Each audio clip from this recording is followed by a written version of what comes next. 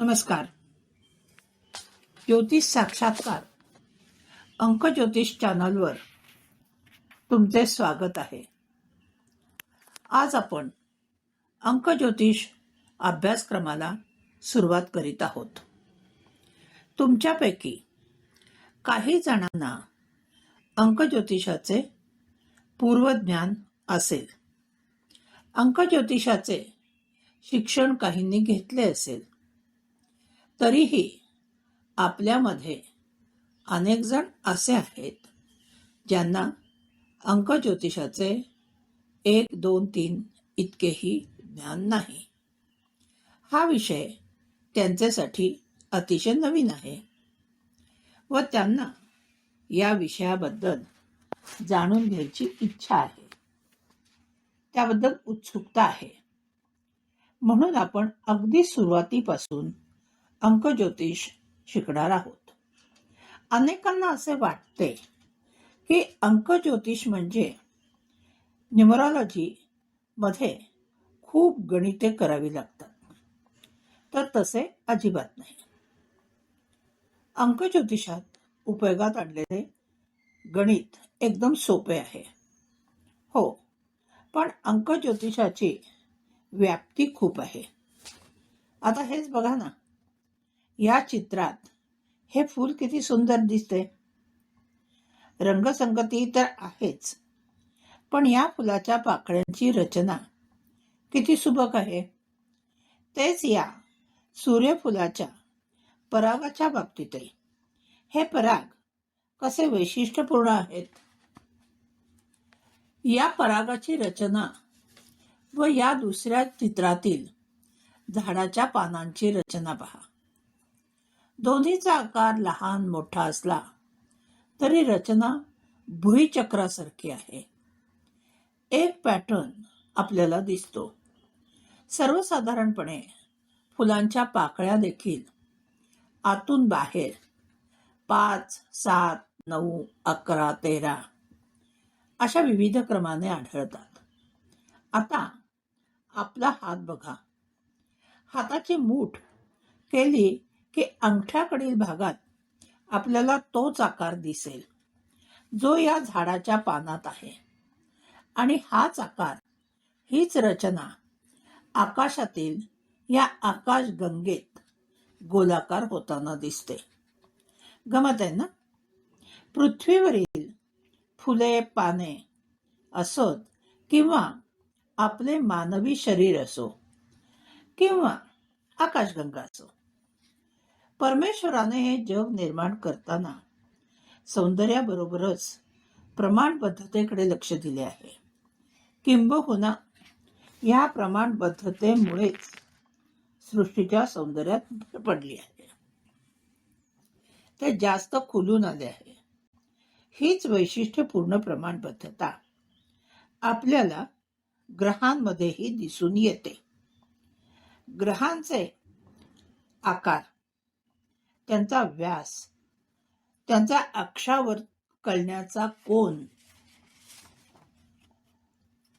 ग्रहांचे सूर्यापासून असलेले अंतर, एकमेकांपासून असलेले अंतर व ग्रहांचा सूर्याभोवती फिरण्याचा भ्रमणमार्ग, हे सर्व ठराविक गणितीय तत्वावर अवलंबून आहे. जेव्हा आपण म्हणतो की बुध ग्रह हा सूर्याच्या जवळ आहे, तेव्हा तो किती जवळ आहे हे आपण संख्येच्या म्हणजे अंकांच्या आधारे जास्त स्पष्ट करू शकतो. सूर्यमालेतील ग्रहांचा क्रम हाही निश्चित आहे. सूर्याभोवती फिरताना त्यांचा भ्रमणमार्गही निश्चित आहे. बुध, शुक्र, पृथ्वी, मंगळ आपला मार्ग सोडून पुढे मागे जात नाहीत. तर सर्व ग्रहच नव्हे तर सर्व ब्रह्मांडच एका गणिती सूत्रात बांधलेले आहे. ग्रहांच्या फिरण्यात एक लय, एक रिदम आहे. हे ब्रह्मांड एका फ्रिक्वेन्सीवर चालते, पण आपण हे समजतो ते अंकांच्या भाषेतून. ज्याप्रमाणे स्वरांना आपण मुळाक्षरांची चिन्हे दिली आहेत व या चिन्हातूनच विविध भाषा बनल्या, त्याचप्रमाणे अंकांची एक भाषा बनली. अंक ही चिन्हेच आहेत. ती ब्रह्मांडाच्या, त्यातील ग्रहांच्या ऊर्जेला दिलेली आहेत. अंक ज्योतिषात आपण या अंकांच्या आधारे ग्रहांचे आपल्या आयुष्यावर होणारे परिणाम पाहतो. अंक ज्योतिष शिकताना आपण अंकांची वैशिष्ट्ये, त्यांचे कारकत्व जाणून घेणार आहोत. तरी त्याही आधी आज आपण अगदी थोडक्यात समजून घेणार आहोत की हे अंक आले कोठून, या अंकांचे मानवाला आकलन झाले कसे. निश्चितच हे सर्व काही एका दिवसात किंवा एका वर्षात झाले नाही. मानवाला अंकांचा बोध व्हायला अनेक वर्षांचा कालावधी लागला. अगदी सुरुवातीला जेव्हा मानवाने त्याच्या निरीक्षणातून हे जाणले की त्याच्यासारखा दुसरा प्राणीच नाही पृथ्वीवर, तो एकटाच मानव आहे, जसे एकच आकाश आहे व एकच पृथ्वी आहे, तेव्हा एकची संकल्पना त्याला समजली. याचप्रमाणे दोन गोल त्याला माहीत होते, एक दिवसा दिसणारा सूर्य, तर दुसरा रात्री आकाशात दिसणारा चंद्र. मानवाने पाहिले की 3 प्रकारचे जीव आहेत.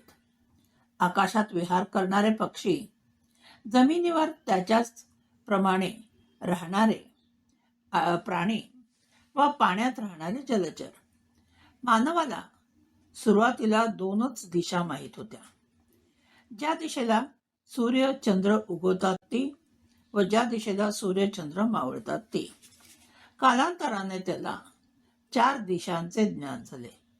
त्यांना नावे सुद्धा दिली, पूर्व, पश्चिम, उत्तर, दक्षिण. त्याही पुढे जाऊन 8 दिशा व नंतर 10 दिशांची जाणीव झाली.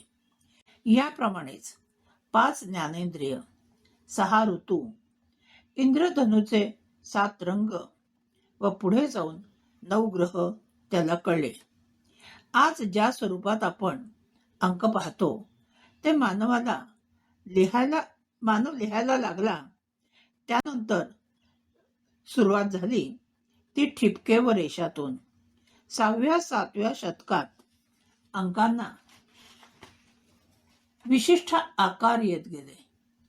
त्या सुरुवातीलाच ठिपक्यापासून आज आपण उपयोगात आणत असलेल्या विशिष्ट आकाराच्या अंकांना हजारो वर्षाचा कालावधी गेला. याच दरम्यान उत्पत्ती झाली अंक ज्योतिषाचीही, साधारण 4000 वर्षापूर्वी. पुढील काही तासात आपण 1 ते 9 या प्रत्येक अंकाचे वैशिष्ट्य, ग्रहांशी संबंध, मानवी जीवनाशी संबंध जाणून घेणार आहोत.